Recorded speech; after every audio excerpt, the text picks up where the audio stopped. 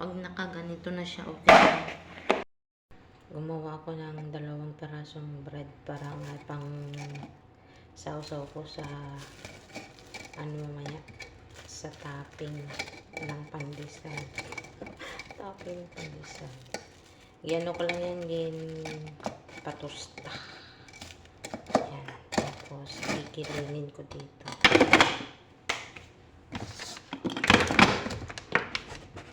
Ay. Wala na sa kasap.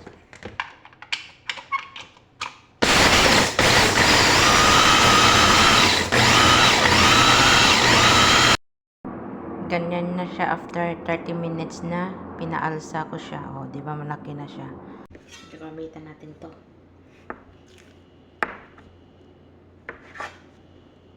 Hindi ako marunong mag ba.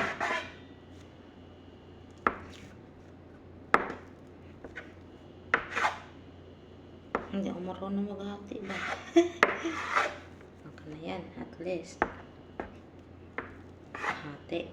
Nahati enthusiastic. Natin ng pasarkol.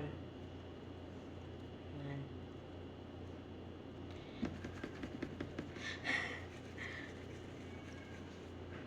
Tapos ito naman yung kaninang ginawa ko. Ito yung gagawin natin. I-dip lang natin yan. Ganon. Ganon siya. Yan. Ito na kinalabasan. Tingnan nyo guys. Ayan. Ito na kinalabasan. Tapos, ilagyan lang natin dito. Ganun lang. I-dip lang natin. Diba? Ayan na guys. So, may nakagawa ko ng 25 pieces. Ayan. Pahingaan lang natin ng 15 minutes. Then, isaang natin sa oven. Ayan na guys, natapos na din, oh. Hindi nakapaghintay yung isa, nagkuha na talaga. Ayan, lahat na yung pandesal natin.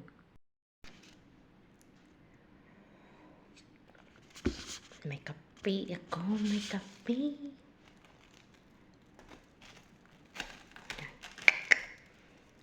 Pandesal. O, diba? Ang sarap, oh. Ang sarap ng pandesal ko.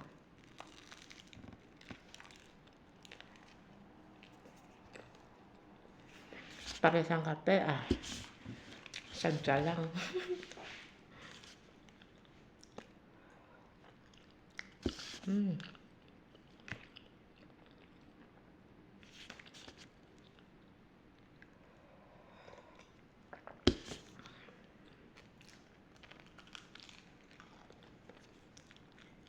Sarap.